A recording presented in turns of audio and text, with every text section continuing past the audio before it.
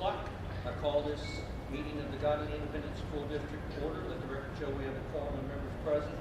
The meeting's been duly called, and that the notice of the meeting's been posted in accordance with the Texas Open Meeting Act, Government Code, Chapter 551. Richard, would you care to lead us in invitation, please? Absolutely. Heavenly Father, thank you for this day. Thank you for allowing us to gather and just make some decisions that will ultimately be for your glory, God, for Godley ISD.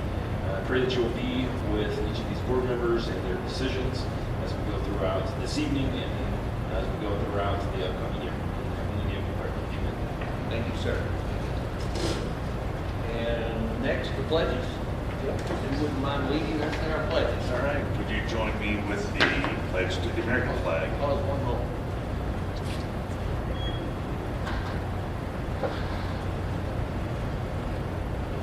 I pledge allegiance to the flag of the United States of America and to the republic for which it stands, one nation, under God, indivisible, with liberty and justice for all. And the Texas flag. Honor the Texas flag. I pledge allegiance to the Union of Texas, one state, under God, one indivisible. Thank you, sir.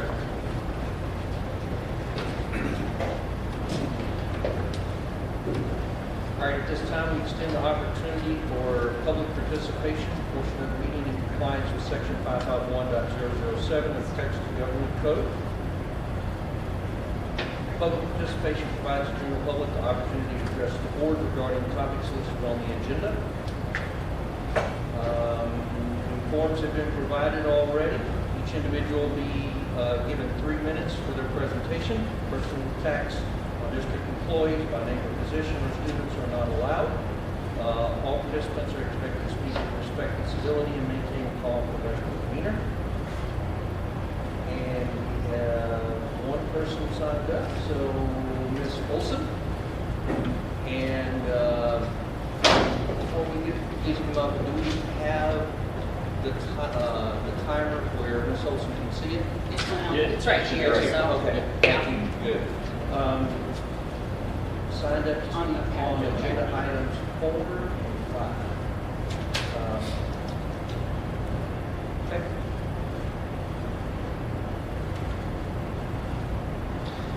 Good evening, governing body.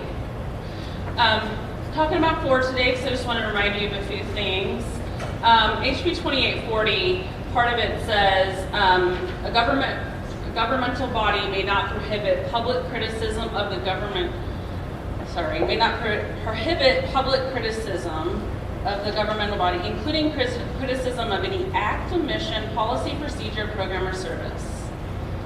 And I did a little AI search today just on governing bodies, and this is what it brought me back. Representation and constituent services. Serving constituents. Elected officials are expected to listen to and represent the interests and concerns of their constituents. Advocacy. They advocate for their constituents' needs and interests in government and with other stakeholders. Communication. They communicate with their constituents about government actions and issues. And then further, school boards. They set the budget for the school system, decide on school policies, and oversee the operation of public schools.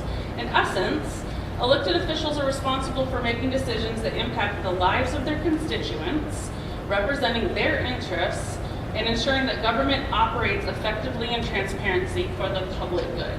So just wanted to do just a little civics lesson there in governing body and remind you, you are a governing body. This is not a small business where you get to decide.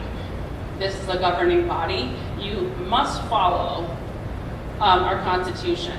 For instance, Congress shall make no law respecting an establishment of religion or prohibiting the free exercise thereof or abridging the freedom of speech or of the press. Texas Constitution. Every person shall be able to be at liberty to speak, write, or publish his opinions on any subject, being responsible for the abuse of that privilege. No law shall ever be passed curtailing the liberty of speech. And then finally, in New York Times versus Sullivan, profound national commitment to the principle that debate on public issues should be uninhibited, robust, and wide open. and that it may well include vehement, caustic, and sometimes unpleasantly sharp attacks on government and public officials. And I thank you, Ms. Lane, for always reminding us of our Constitution. I have asked for probably 3 years. Thank you, Mr. Stevenson, for not forcing me to shake your hand today like you did 3 years ago, in which then you went and tattled, saying that I refused to shake your hand and question you aggressively. I've asked many times, very respectfully, for these budget documents to be made to the public. I looked on the website today. The last check register is from February. That information is not available. Please provide that to your constituents. Thank you. All right, next we will move into For salary increases, and then look at the updated property values and tax rates, and then again look at the proposed budget for 25-26. There is a slight change, and we'll talk to you about that, and then again just go through what the next steps in the budget schedule are. So you should have had information as far as most of your questions. I know some of them were related to making sure that you had all documents available, that you wanted to know some additional information. All of that should be available to you. If there is something that you do not have or that you wish to see, feel free to send that in that Google Doc, and I'd be more than happy to take care of it. So again, for this meeting, same procedure. Questions, I'll make sure to get them answered, and that way you can have access to them. All right, so pending legislation, House Bill 2, the school finance bill. This is officially signed into law by Governor Abbott. Was done on June 4th. But at this time, we are still awaiting guidance from TEA on how some of the items are going to be implemented. So I'm going to talk through some of the items that are in the bill, and then some items that we don't necessarily know yet, and would recommend that we move forward with caution until some items are completely fleshed out. So one of the things we do know is, since we are in a rural school district, 5,000 students and under, teachers on scales 3 and 4 will receive a $4,000 raise. If there is a classroom teacher on scale 5 and up, they will receive an $8,000 raise. First and second year teachers are not currently eligible for raises under the new system, known as the teacher retention allotment. That's what the 4,000 and 8,000 are. The raises for the 4,000 and 8,000 are permanent. They're not one-time bonuses. One of the items that, as we get more guidance, we will bring recommendations and bring options to you as a board, so that if you wanted to look at giving first and second year teachers an additional raise, we can look at doing that as well, budget dependent. And then there are some TIA changes, so the teacher incentive allotment. Those changes are not effective until the 26-27 school year. Before you move on, question for you. The scales 3 and 4, the scales there, is that really referencing just years of teaching? Help us understand. It is. Good question. So we have scales 1 through 30 in our school district for the 25-26 school year. So if you're a brand new teacher, you come in on step 1, step 2. A third year teacher would be 3 and 4, and the bill was written for years of 3 and 4 years of service, and then 5 years of service. If they came in from another district, if they already had 2 years of service, they would go straight to the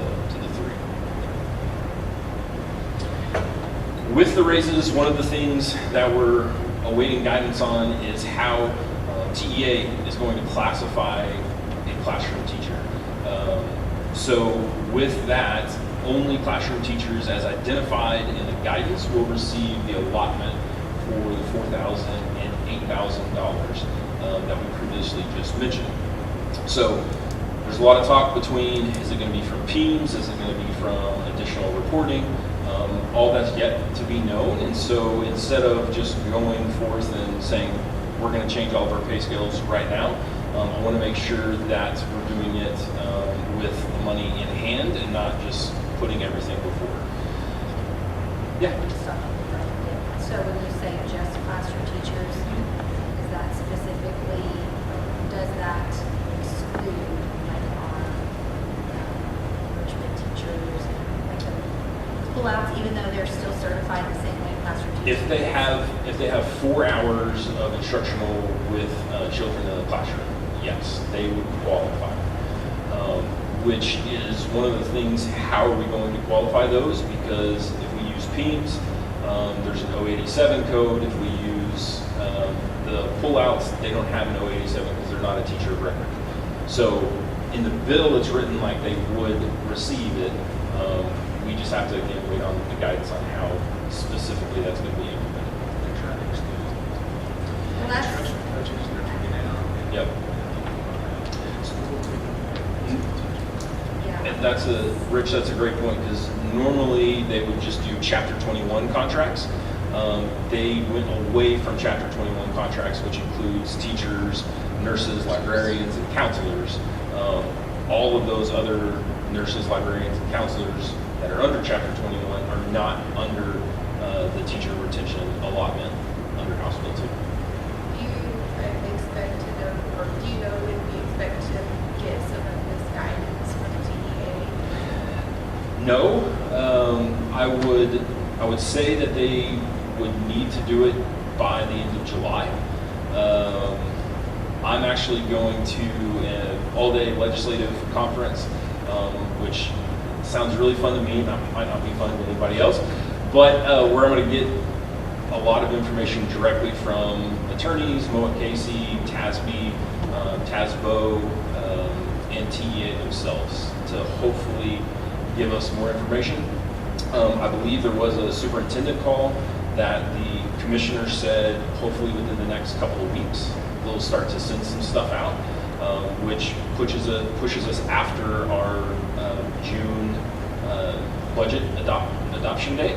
And so what I'm going to bring as recommendation, and that's kind of a change that I'll talk about at the end, is how we're going to look at providing those budgets in the future. Not necessarily bringing them at this board meeting next Monday, but looking at doing it in July or in August.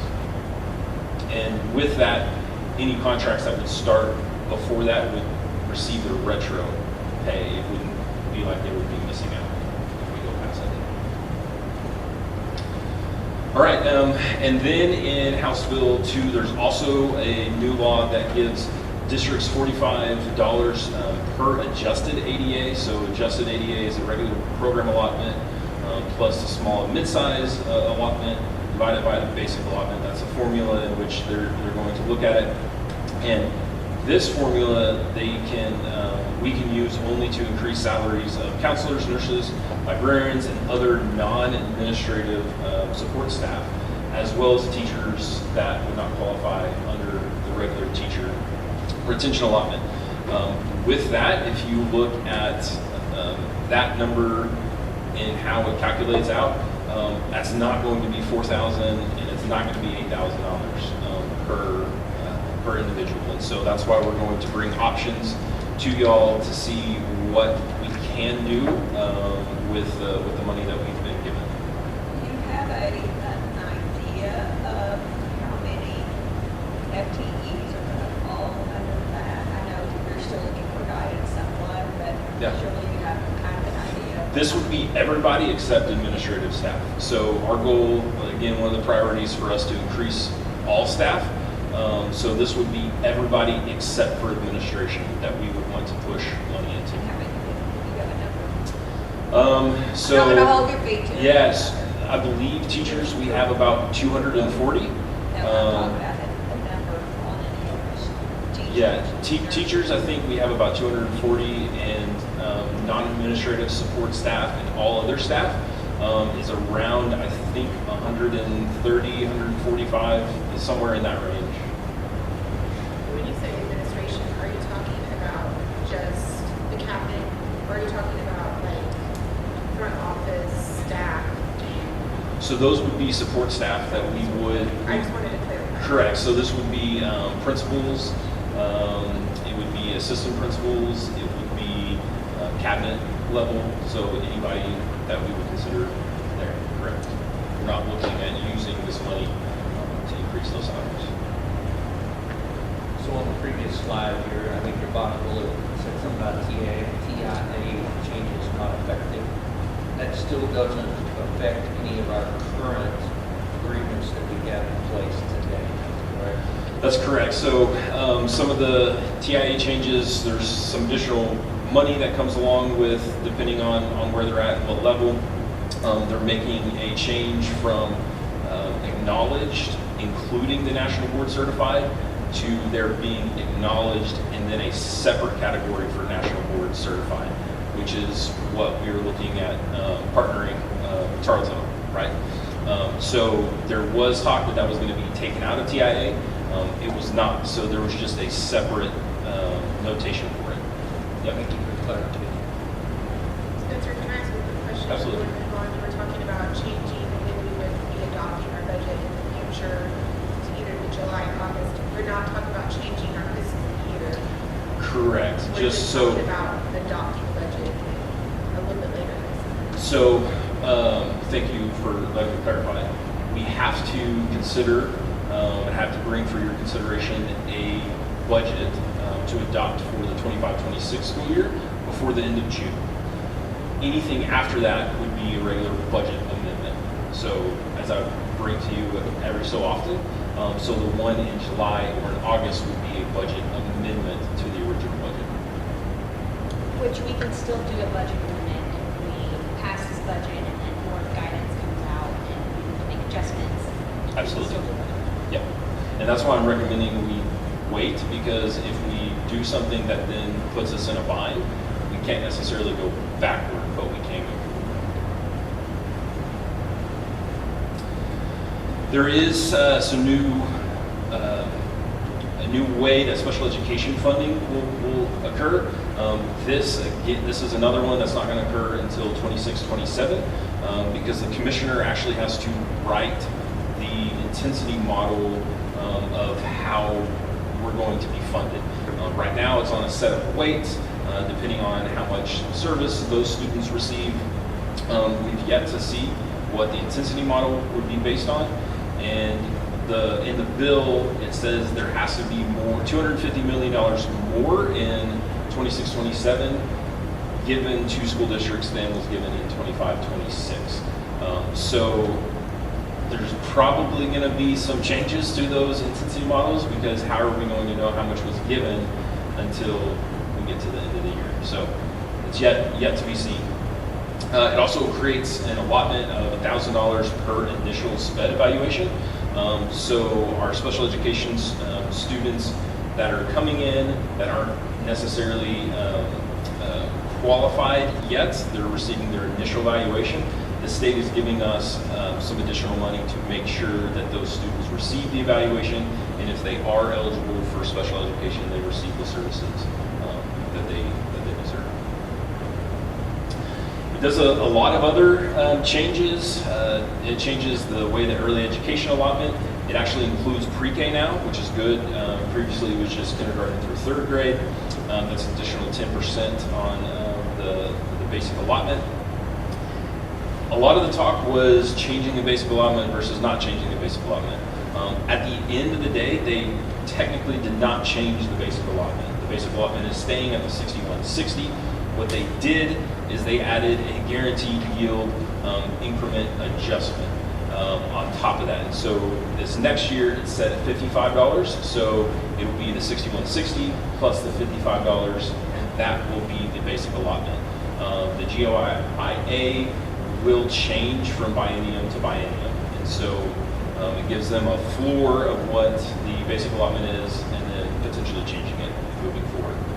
The small and mid-sized school allotment, which we qualify for, did receive a little bit of weight increase. The school safety allotment also received an increase. We went from $10 a kid to $20, and then we went from $15,000 per campus to $33,000, a little over $33,000 per campus. And so what we're potentially going to recommend with using that money is looking at additional police officers on the force again, that's what the money is specifically related to, so that will be an option that we will bring to you for your consideration. There's a new allotment. Spencer, Yeah. again, before we move on. Sure. Do you anticipate that being part of the base budget, or would you hold on that recommendation until you get more clarification? So this includes some of that money within the budget, but it does not necessarily have the position for it yet. And I'll kind of explain that when we get to the end. Okay. The allotment for basic costs, or it's called the ABC, this is $105 per enrolled student. This one is different from all the other ones because it's by ADA. This one is by enrollment. This one can be used for a few different items. They essentially champion it for insurance or utilities, or for paying the increased cost for TRS that all of these raises are going to be, because on top of that 4,000 and 8,000, there's percentages that we as a district have to pay for, and so this is the state's way of making sure we have some money set aside for it. With that, again, if we utilize these funds to pay for those additional TRS or utilities, we can then use that pot of money that we were paying and then put that into salaries as well. So it's kind of just replacing it there. The guaranteed penny yield, which what we get on our golden pennies, that's where this GYIA came from. They actually froze our golden pennies at the $129.52. It was set to go up to $132. What this would do is essentially generates additional revenue on top of that golden penny. So now it's being frozen, and that money is being put into the GYIA. So it's not technically new money that they gave us. They're just shifting it around. Is this the one that you referenced that we missed out on? Something in the spreadsheet that we missed it, that heavy personnel? Okay, I didn't think so, but. Yes. This one is from our maintenance and operation Okay. taxes, and specifically our tier 2 rate, our enrichment, so that's those 17 minutes. And then early literacy allotment. So there's a new early literacy allotment. So if our kiddos qualify under that program, we can get $250 again to provide additional services to them. You said if kids qualify, how's that determined? Great question. We have to see how TEA pulls it out. It has to do with a set, I believe it is a set test that if they qualify, it's under reading. And so if they fall under a certain score, then they should receive additional services to bring their literacy scores up. And so that's where they would qualify. Yeah. So there are some adds and changes. One of the ones that does impact the way that we currently operate as a school district, we're again waiting to see a little bit of guidance, but tuition-based pre-K, there's a lot of language in the bill. If there's pre-K in a certain area and you have to qualify as a district for an exemption, etc., if we do not qualify under that, we can no longer offer tuition-based pre-K. So that's something that we have to look at because that is a revenue source for us. And then there is in there free pre-kindergarten for teachers, which they obviously did not have before. Our teachers were already paying a reduced rate, but now that will be completely free for them. They have to use in pre-kindergarten. So you're saying we would not be able to offer a paid pre-K class in? There's a lot of qualifying factors that go along with how many entities are in the local area that offer pre-K. I think the goal was they were trying to protect small businesses. So I don't know. That's out of my depth on why. And we're again just waiting on guidance on specifically how that's going to be implemented. I'd be curious to see if I put something like that, because Right. Yep. So there are some teacher preparation reimbursement programs. So these are teachers that, or excuse me, people that want to be teachers that are not certified. They can qualify under teacher prep programs and will receive additional money for that. So the one of the other changes, Department of Insurance prohibitions on future retroactive increases in pay, and so there's a lot of things that go along with that one, and so Okay, I'm sorry. yeah. The teacher prep reimbursement program. I know again, more data is coming from TEA, but is that something that we would entertain offering a pass through to our I teach kids that are looking at getting teacher certification and could help subsidize their? Potentially as part of our Godley Great, Yeah. Godley Great program. I believe it is supposed to be intertwined with that, or it provides another option for that. And I said the Department of Insurance, I was thinking this is District of Innovation. So District of Innovation prohibits future and retroactive changes to some of the items that we as a DOI have done. And so again, we're waiting on guidance on specifically what items those are associated with, and when that would go into place. So more information coming on there. Vacant position posting, it was 10 days, now it's 5 days. As a board, we're going to have to bring a recommendation to you for you to consider about FMLA provisions. There was information in there that we cannot, as a district, require teachers who are out on maternity leave to take their FMLA and their local leave concurrently. And so again, there's going to be a policy associated with that as a board that you have to adopt. More information forthcoming there. Much like there was a literacy academy for a reading academy for teachers, now there's a math academy for teachers that have to go through a math academy. And then there's a school facility usage report. So again, trying to figure out how often our buildings are being used. And I think this TEA the legislature is kind of ramping up to see if they can offer school districts some sort of facility funding. I think this is the very beginning of that. They already offer it to charter schools. As a school district, the only way that we can build additional facilities are through bonds. But I think through this, they might start giving us an option to receive some additional money in the future. Real quick, could you go back to that slide? On the pre-K for teachers and also the math academy, is that an expense to the school, or do you know if the state will be providing that? They will not. So that free pre-K for teachers, so we were having them charge at the reduced rate, so that revenue would go away. Correct. Yeah. And then with the Math Academy, I believe they are giving us, once they complete it, a stipend to provide to those teachers that complete.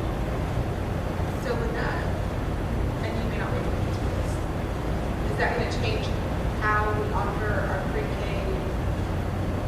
If we do, so do we then offer pre-K for everybody in town, or?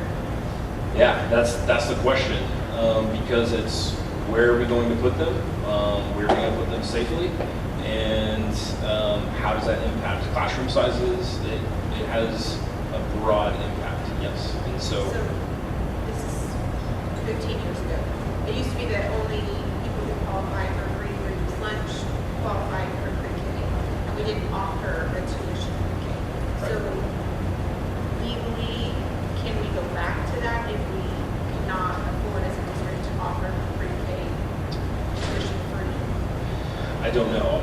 I don't know at this time. We have not. Yeah, Okay. what it would look like. Yeah, there's I think a lot of different things. Again, it goes back to how they're going to qualify school districts for that and how that works. Yeah, good question.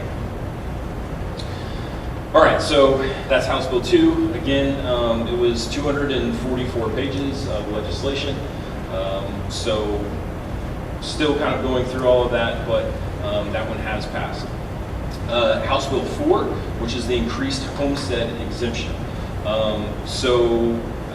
There are homestead exemption increases for just regular homestead exemption. There is frozen homestead exemption, and then disabled homestead exemption. All of those items are going up.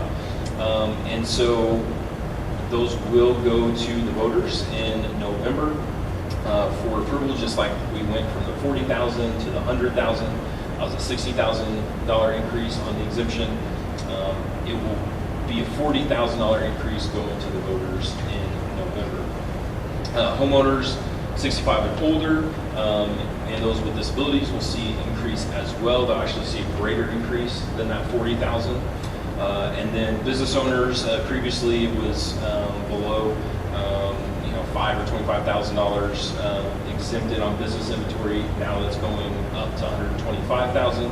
So we're going to wait and see with the county what that looks like as well. Through that, though, the Johnson County is not going to give us numbers until July 25th. So we have our preliminary numbers. Our preliminary numbers are going to change. We have a history of how much they would potentially change.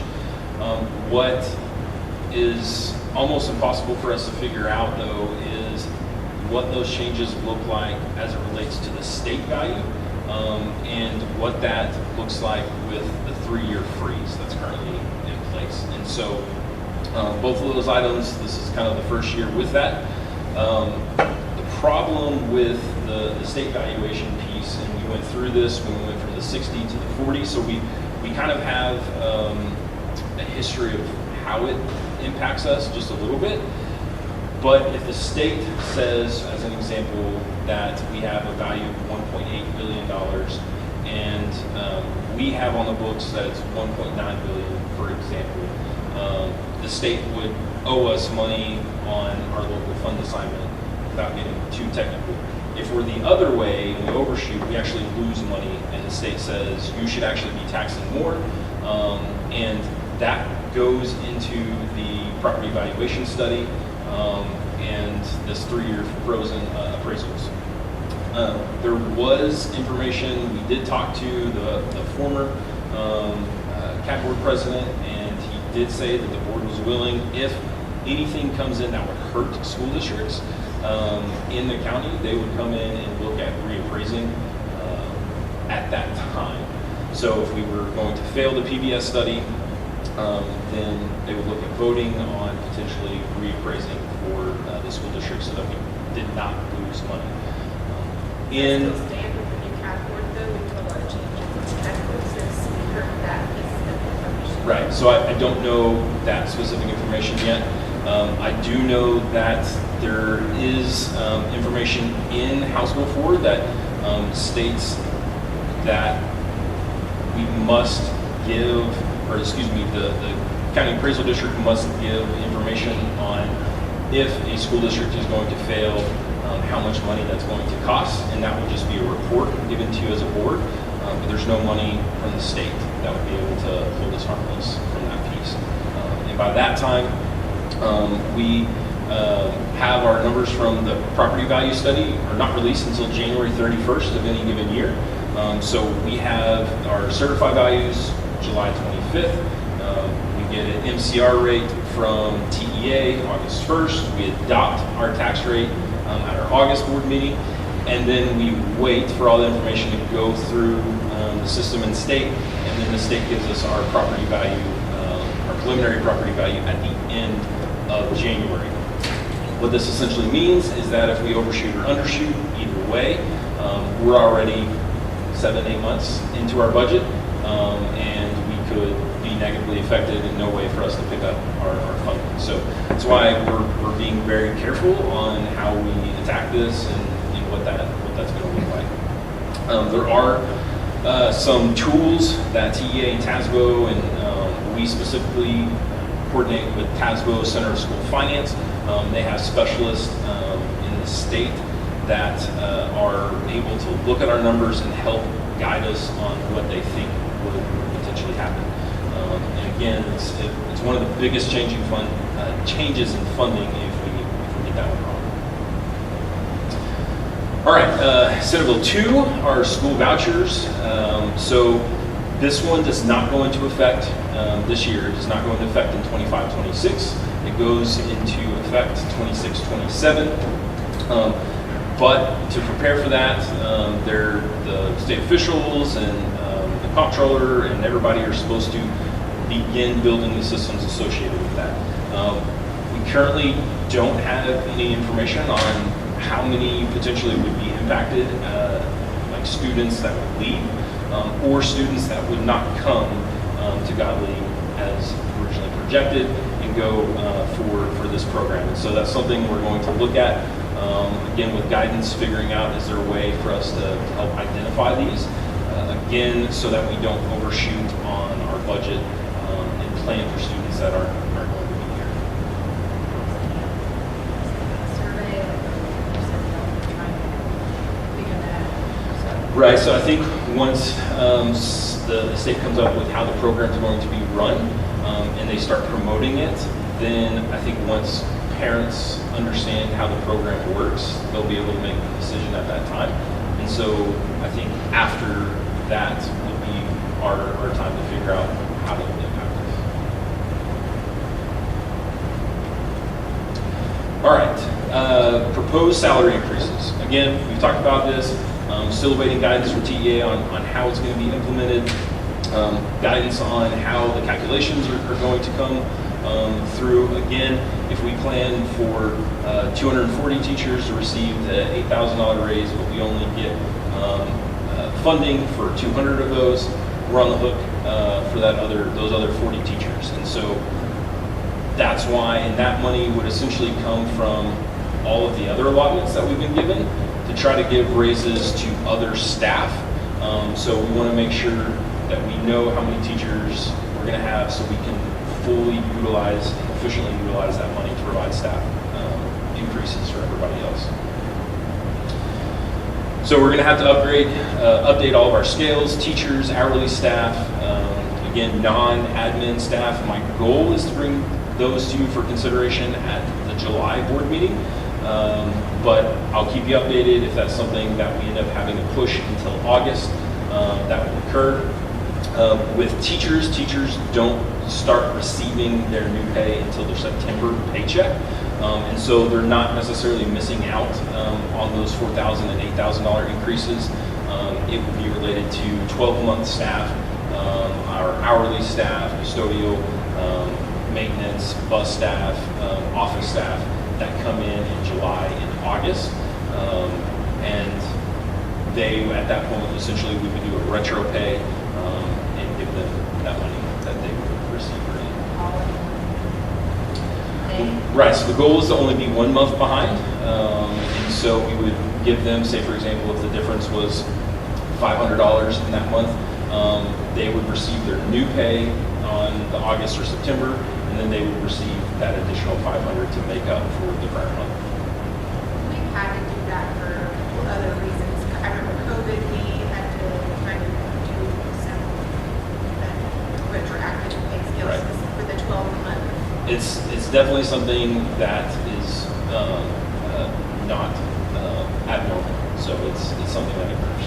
How are we communicating with our teachers and all staff that we're working on this? We know that we're getting funding, but we haven't gotten all of the information yet. Please be patient so that they don't feel like we're not giving them what's So we've been theirs. talking about that, we're trying to figure out, when do we know enough to tell them something, because we don't just don't be paying. I was getting questions at the end of the year. The end of the year. So we were figuring that out. Yeah, and hopefully through this, I know a lot of teachers and other staff watch the board meetings, and so that's why I always like talking about it, because the more information that you get is the information that they get as well. With that, the general thought is, on average, it's going to cost about $2.1 million to give some recommended raises as well as required raises. Based on the couple of... Jeff, did you have anything, did you staff about potential staff raises, that sort of thing. Just asking if you have any set time in your mind yet. When Spencer feels comfortable that we, Back to you, Spencer. I think we have enough information to share generally, but obviously Spencer's trying to be prudent with it, but I think people can also read the news and kind of know what's going on, but they probably like to hear it from us. Spencer, are there any other bills that might add a little bit more to any type of funding? Because we were talking about, when is the last day that the governor was. I believe June 22nd. Something like that. So we were Yeah. talking about June 22nd until when, are there any other bills that? There's potentially a couple other bills out there. There is one bill as it relates to our appraisal, our CAT appraisal board. So just codifying the law that they have to appraise every single year as opposed to 3 years. That is one that's currently pending on the governor's desk. So essentially what that would mean is instead of appraisals being frozen and not being able to receive the additional funding from the increased appraisals, then we would obviously get that money off of tier 2, our enrichment, and then the state money that would offset. So there's that piece.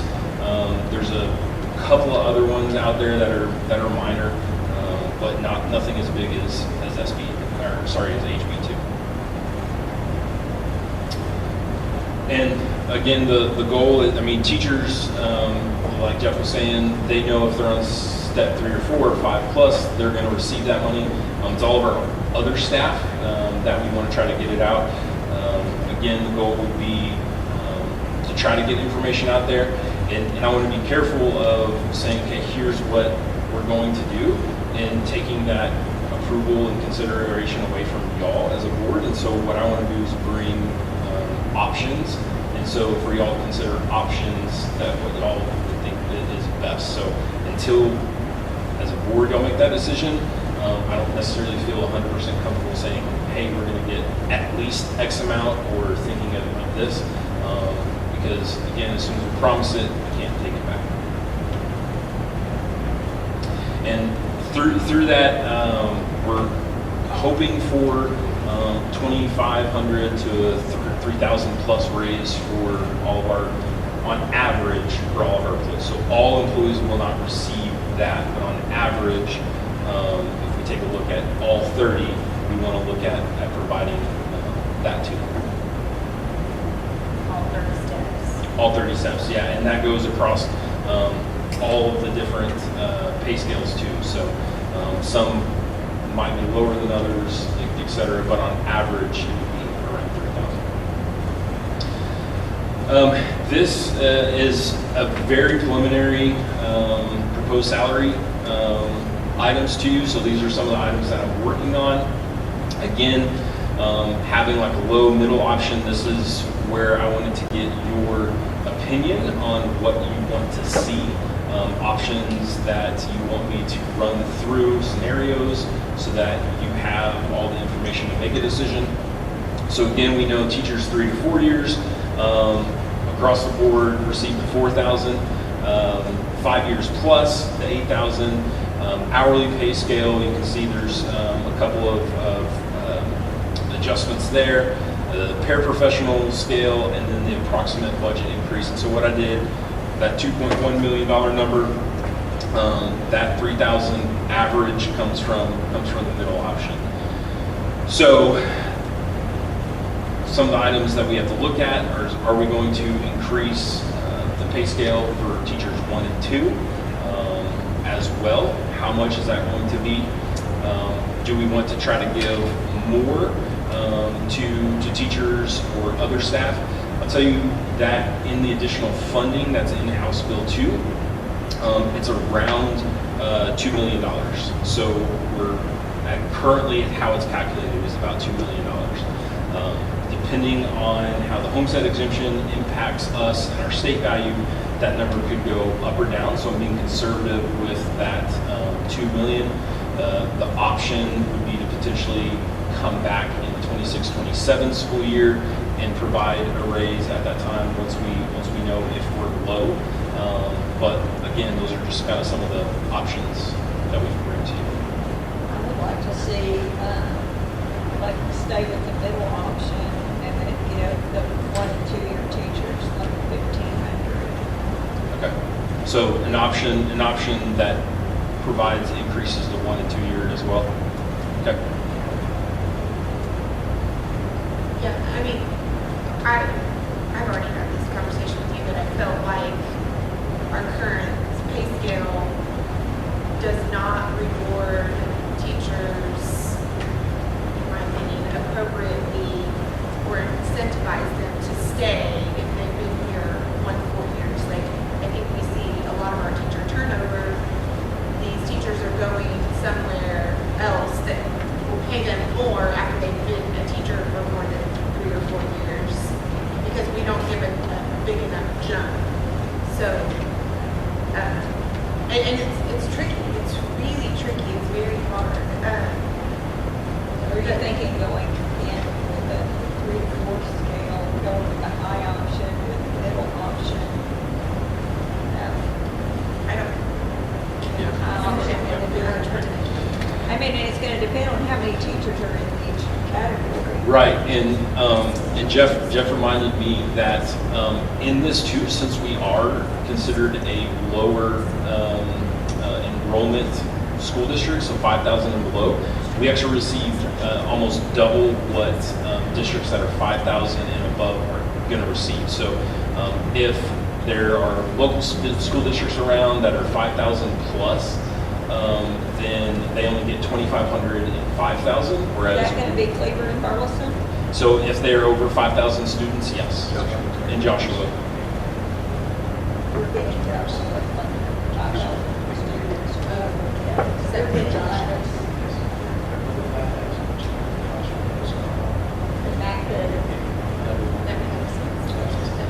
And that was the goal of the state, to help us get into better alignment with larger districts that on an economy of scale can offer higher. That's great because we don't have the commercial tax base to compete with Joshua, Burleson, Cleaver, and that's what's always hurt us in the past. Yeah, because when you look at So that's Sarah, great. Keene and Rio, and these other small schools, small towns, with less commercial, they're more comparable, or less than we are. The other thing that we do more than some other local school districts is that our TIA push through is at 90%. So 90% of whatever they receive on a national board certification, if they come through us, or if they bring in a certification from somewhere else. Some other school districts will only give 50%, 60% of that. If they are coming from one of those districts, they end up, that money comes with the teacher, and they would get then 90%, so they receive that increase as well. What happens to the percentage that's not? So we can utilize that funding to push into the general budget, so we can help raise everybody else. So it's listed, the TIA is 90% has to stay on the campus, and then the other 10% can be used for anything else. Our thought process is that we can increase the allotments to the campuses and use some of that money to help provide those increases to the campuses. They can spend on supplies, et cetera. So the teacher retains 90, the campus gets 10. Correct. Other schools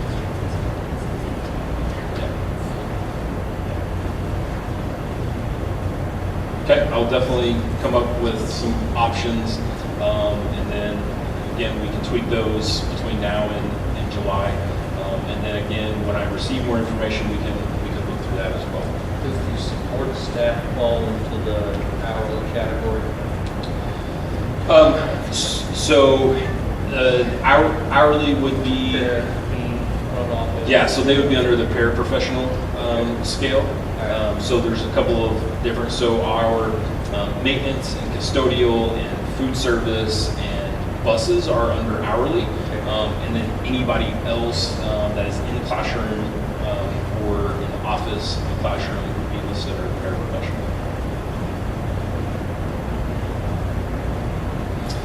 So the property values, again, there's no changes because once we received our preliminary numbers on April 30th, the county is not going to give us any updates. Tarrant County gives us monthly updates. They're a small percentage of what it is, and so we're not really going to know the total impact of how protests are going to hit the budget or hit the total values until we get the full number on July 25th. And we have that one neighborhood that falls in Tarrant County, is that where our Tarrant County? We have, yeah, so there's about, I think it's around 100 million that's associated with Tarrant County in our entire $2.1 billion tax base. So again, the majority of it is Johnson County. So again, with that, our MCR, so our maximum compressed rate, our tier 1 will be dependent on those values. We'll submit that to TEA, and then we have to have that back no later than August 6th. One of the things that changed this year is our preliminary notice that goes out to the public for the budget hearing, tax hearing, has to be published, obviously before we adopt a budget in June. But we're not adopting a tax rate in June. And so what we did is we looked at what the potential numbers were going to be and published the rate off of that point. So as long as the rate does not go above those rates that we published and that I have circled, we do not have to re-notice. And so then we can consider and adopt a rate in August. If the tax rate goes above those two, we just have to republish a newspaper. And so what this does is it saves just a little bit of money on that, and it's a majority, 99% of the districts who are June fiscal year is what they do as well. And so we'll monitor that. If we need to renotice, we'll make sure that that occurs and that you're aware. And it looked like the tax rate is going down possibly. It is going down, correct. Yep, absolutely. Out loud. Shout it from the rooftop. Yes. Our proposed budget is not going to see an increase in tax rate proposed. Right, so we're not proposing an increase in tax rate. Right, and we are charging the maximum allowable tax rate out of motor in that rate. So it's actually kind of The motor it's approval kind rate of was 1.27220, and that's the proposed tax rate, so it is the maximum allowable. right, but we could not, I guess, if you're saying we could actually go out and ask for additional money, that would be incorrect. So I'm just saying we are charging the maximum allowable rates. under current law, yes, that's how we have it set up. We have 17 cents of enrichment rate. Our MCR tier 1 rate, though, is actually at the floor of what other districts have. So other districts might have a quote-unquote higher tax rate than us, and so we're actually below them. So as an example, MCR rate, our MCR rate is around 61 cents. There could be an MCR rate around 68 cents.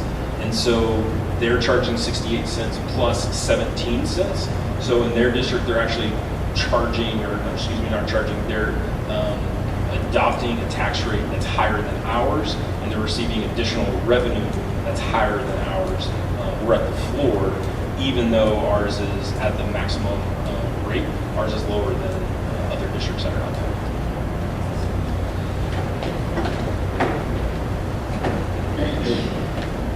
All right. So changes. So for our 10 and 11 month contracts, what we're going to do is we're removing step raises from the budget to be prepped to make sure we give those $4,000 and $8,000 raises. So specifically in the budget that's going to occur that you consider next month, or excuse me, next week, is not going to have step raises in that, but we are going to provide the raises that are required, and then hopefully some other ones that you as a board decide. 12-month contracts, we're going to proceed with those step raises in 25-26. because they're not included in any of this additional money. We're not wanting to increase those salary scales, and so there's no point to hold that money. We're going to go ahead and make sure that those 12-month staff receive it. And then there's no other decisions based on the changing impacts of HB2 and otherwise. Again, this is still a balanced budget. It actually probably has a little conservative on some of it, so probably without the step raises, it's actually a surplus budget. But for purposes of this, it is essentially a balanced budget that we're looking at. Before you move on, you can go back to, okay, I can already tell you, teachers are gonna hear or see, I'm not getting my step raise. Yeah. So, just to reiterate to our communication to our staff and teachers, I want us to be really, really clear that they are going to be getting the raises. I just want us to be really mindful about how that's, I guess, addressed, because I think that's something that is going to be, like that's what's ingrained in you as a teacher. Yeah. It's like, oh, I get my step, why, you know what I mean? It's like, and then you hear, oh, I'm not getting my step. So that's, And I think hopefully what will help with that is, as a board, you're going to adopt new pay scales. And so that's going to completely change the way that that's adopted. Through what? They are getting their step, it's just a new case. Correct, yeah. So I think there, just clarify for you guys, because you're actually seeing numbers. But Yes. yeah, going forward, they are getting their step. correct, and then every year afterwards, they will be as well. It'll be in the new salary scale. So unfollowed, our teachers are getting their step raise that we had already accounted for in the budget workshop that we talked about before House Tool 2 came out. Correct. That- They'll receive the additional money that gets them up to the 4,000. For budget purposes, we have to take that out and then replace it with the $4,000 and $8,000 that we're receiving from the state. Yes. How do those two things compare, step raises versus? Step raises on average are around 1.23%. And so all of these items are going to be significant, 5+% across the board. Can you speak to about, if you have an idea, of how many staff are on the 10 and 11-month contract and how many are on the 12-month? So I don't have a specific number, but 12-month staff typically would be your maintenance, your custodial, the ones that work through the entire summer. They're not technically on the contract. So how 12-month staff works, and it's how admin works too. The new contracts start July 1.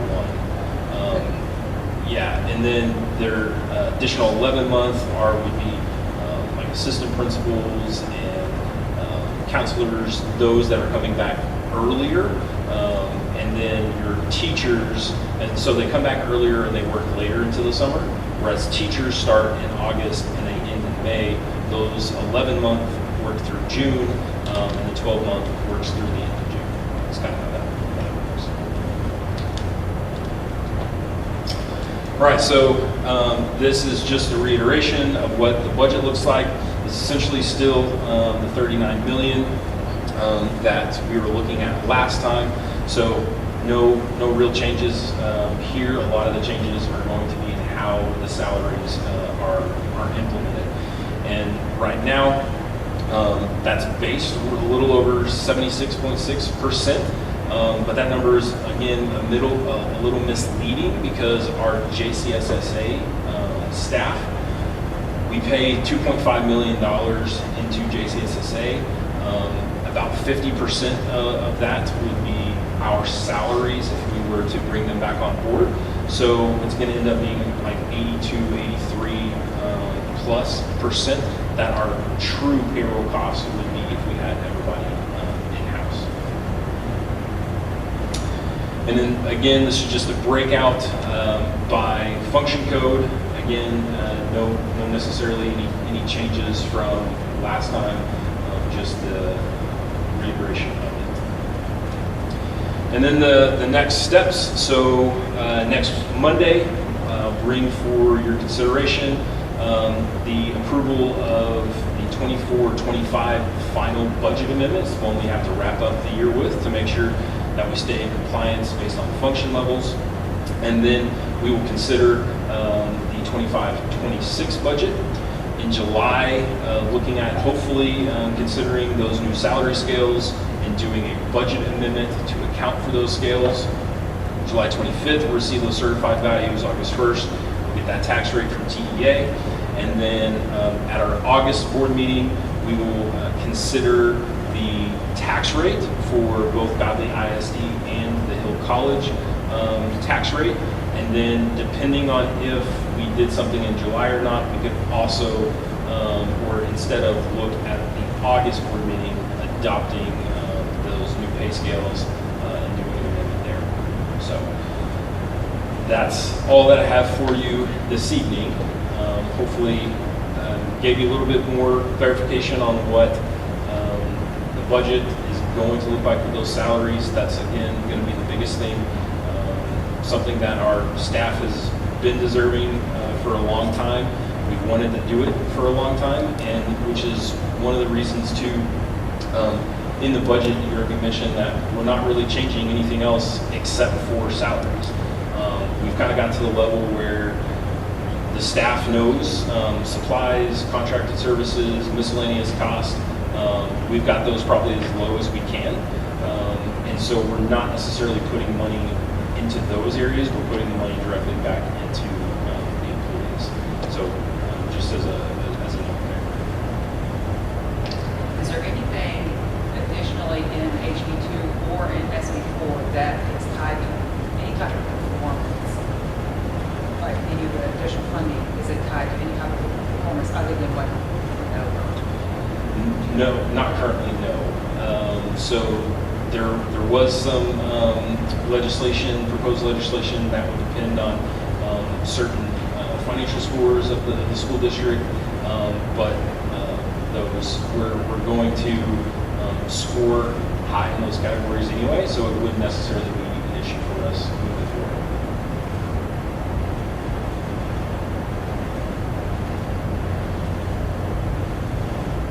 This is our first time. This is strange to you guys. Budget and later we understand the schedules and that's just kind of how it is. And really, that's a great point. In the future, when we look at doing salary increases, it will occur at the same time, just because this is new legislation, which is why we're pushing it back. So, sorry, to clarify, we are, if we pass the proposed budget next Monday, we are passing a very conservative approach, knowing full well that we will make some budget amendments with salary scale changes that are coming from House Bill 2. Correct. Yes, and with that, one of the pieces is we also still have to build up our fund balance. And so we don't want to get into a situation where we're over expecting and have to use the fund balance again. The goal would be to, it's that fine line of making sure that we're giving our teachers and students and staff everything that they need, but then also making sure that we're making financial decisions for the future. So they're Without hopefully increasing taxes. correct. Yep, absolutely.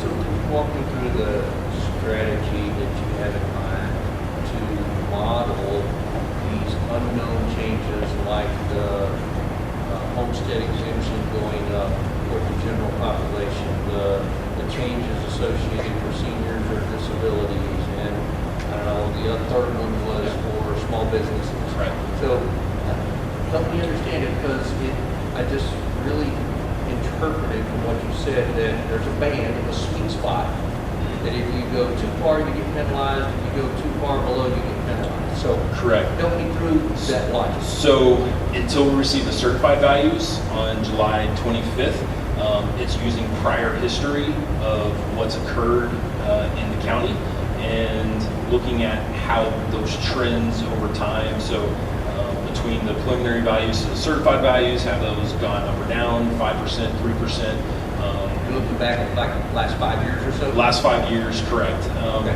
Looking at how many homesteads we have based on the preliminary, multiplying that by an average of the 40,000. Not all of that's going to be impacted, because if we have some that are kind of right up against that level, they might only recognize 20,000 of it, but then they won't have any taxes.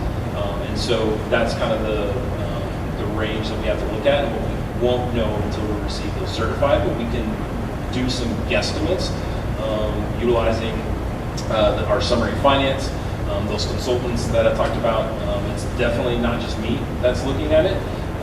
I have multiple people that are looking at it to see what is going to be the best method for us to estimate. Spencer, fund balance. Yep. For people who may not understand what the fund balance is, where we've been, where we are, where we need to be, and what kind of legality is involved in all of that, can you give us a minute or two on that? Yeah, so basically, in the 5 prior years to me coming, we utilized fund balance. We utilized 75% of our fund balance to, number one, ensure that the staff that we had stayed employed. The staff that we had received their step increases each year, whereas other local districts were having to cut staff through attrition, cut staff across the board. We did not have to do that as Godley ISD. In these past 2 years, it's been the same thing. We have not had to cut staff. With the 24-25 budget and what I'll bring to you next month, we're looking at almost doubling our current fund balance, going from about 2.7 million to around 4.9 million dollars, which is going to be around 14% of our overall budget. You want to be around 25% of that. Currently, we're about 8%, but again, we'll be doubling it this year and then looking at adding it incrementally moving forward to where we can get close to that 25%, which accounts for 3 months of fund balance, is what that 25% ends up being. So the 25% is 3 months worth of our expenses. Our expenses, So that correct. we would always be able to cover. Correct. Essentially like savings. It's like a, yeah. So it is financially responsible to have that 25% in the fund balance. And That's that's what correct. we are trying to correct, because we were having to use our fund balance more than what we wanted to ensure that we kept our employees paid and employed. Correct. Yep. At that point, once you hit that 25% point, does the government look at you and say, okay, you have enough, you don't need as much funds? Not necessarily, no. They, under current law, there's nothing that's associated with that. What it provides you as a board the opportunity to plan for future items. So by utilizing the good financial decisions that y'all have made, y'all can hopefully make future decisions for school district, whether it be adding on programs, whether it be adding teachers, et cetera. You could use that as needed. We could also put it aside for additional raises that if we're doing 1% or 2%, maybe we can look at increasing that, and when you're doing a larger stipend to staff instead of just a regular set amount. There's a lot of different options that you as a board would have the ability to do. There was some talk for a few years that the government would look at that and say, you have too much money. I mean, there was Scaling back. a little bit of. It takes the local decision-making away from you, and as a board, what you think is best for our district, which is I think why it's kind of gone away a little bit.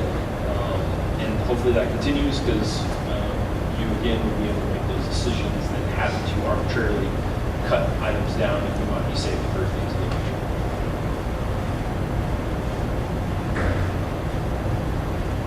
But we would never be able to probably save enough fund balance to build our school. Correct. Our budget's $39 million. We would have to have 3 to 4 times that amount. For one small school. Without repairs and maintenance.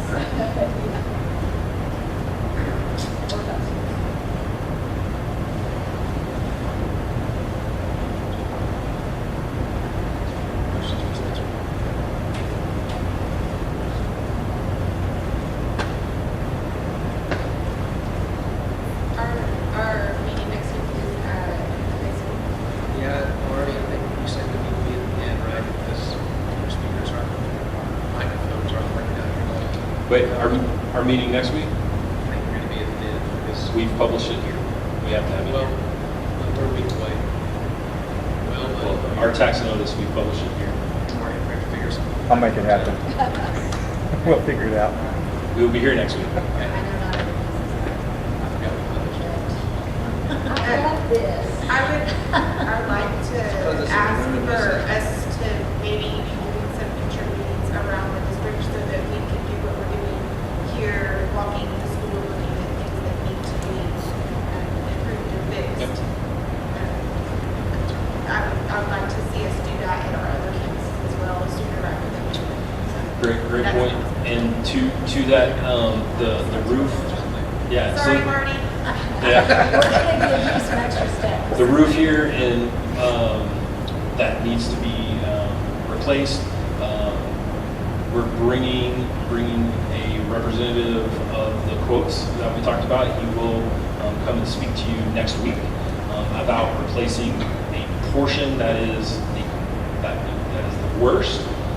It's not by any means what we need, but it gets away from water flowing into classrooms as it currently is. And so that gentleman will be here next week, provide options to you as a board so you can make decisions for this campus as well as others next week too. Is this campus the one with the most issues at the moment, or it's just having these classes today? I believe this one has the highest, yes. We have actually had to displace teachers, and we don't necessarily have the space to displace those teachers. But we've had to displace them at certain times to repair as small Band-Aid as much as we could. That got us to the next storm, et cetera. But yes, this is definitely one of the priorities of several, and We're not this- forgetting about the other campuses that Right. are seeing leaking as well. correct. And this would only fix Fix one thing at a time. about 10% of what needs to be fixed. So there's still that other portion that we have to try to figure out. Is campus not? Yes. They're so separate. There's several, and we're addressing all of it. Yes. So just, we're working pretty much. Yes. Okay, is there any other questions? Okay, recommend you go look at the ponds, if you haven't already. See if you have any questions. Yeah, okay. So our Google Docs gonna stay open for until next week's meeting? I'm actually, great question. I'm actually going to change how that works. I'm going to send you a link. It's essentially a forum link that you as a board member have access to, where you can submit your question. It'll come directly to me, and then I will post it in the spreadsheet with the answer. Good. There's no discussion or anything. Correct. Communication. I feel Yeah. good. Thank you. Yes. Okay. Thank you, board. Okay. There's nothing else. No need to go to close today, so yes, I'll consider a motion to adjourn. Okay, we're adjourned at 7:16. Anyone who's interested in knowing tomorrow. Internet super slow today. People will find better upstairs.